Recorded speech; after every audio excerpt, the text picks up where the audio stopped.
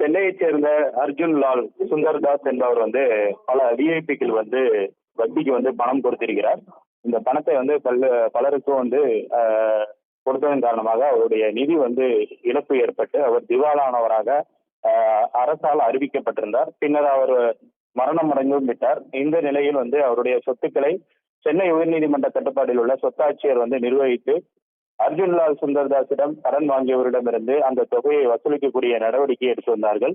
அந்த வகையில் அர்ஜுன்லால் சுந்தர்தாஸிடம் இருந்து ஸ்டுடியோ கிரீன் பட தயாரிப்பு நிறுவனத்தின் உரிமையாளரான ஞானவேல் ராஜா மற்றும் ஈஸ்வரன் ஆகியோர் கடந்த 2013ஆம் ஆண்டு 10 கோடியே 35 லட்சம் ரூபாய் கடன் பெற்றிருக்கிறார்கள். இந்த தொகைக்கு வட்டியுடன் கேட்டு சொத்தாட்சியர் சென்னை உயர்நீதிமன்றத்தில் வழக்கு தொடர்ந்திருந்தார்.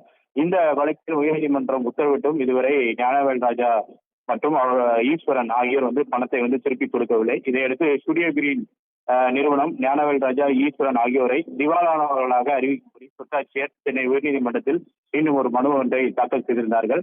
அதில் 10 கோடியே 35 லட்சம் ரூபாய் கடன் தொகைக்கு 2013ஆம் ஆண்டு முதல் 18% வட்டி, வழக்கறிஞர் கட்டணத்துடன் சேர்ந்து சுமார் 26 கோடியே 34 லட்சம் ரூபாய் தர வேண்டும் எனவும், இந்த தொகையை வழங்காத இவர்களை திவாலானவர்களாக அறிவிக்க கோரியும் அந்த மனுவில் கோரிக்கை வைக்கப்பட்டிருந்தது. இந்த வழக்கை விசாரித்த நீதிபதிகள் ஜெயச்சந்திரன் மற்றும் சி வி கார்த்திகேயன் அமர்வானது இந்த வழக்கில் இடைக்காலமாக உத்தரவு பிறப்பித்தது. இன்று அதில் தங்கலான் படத்தை வெளியிடும் முன்பாக வரக்கூடிய ஆகஸ்ட் 14ஆம் தேதிக்குள் 1 கோடி ரூபாய் டெபாசிட் செய்ய வேண்டும் என்றும், அதன் பின்பு படத்தை வெளியிட்டுக் கொள்ளலாம் என்று ஞானவேல் ராஜாவுக்கு உத்தரவு பிறப்பித்திருக்கிறார்கள்.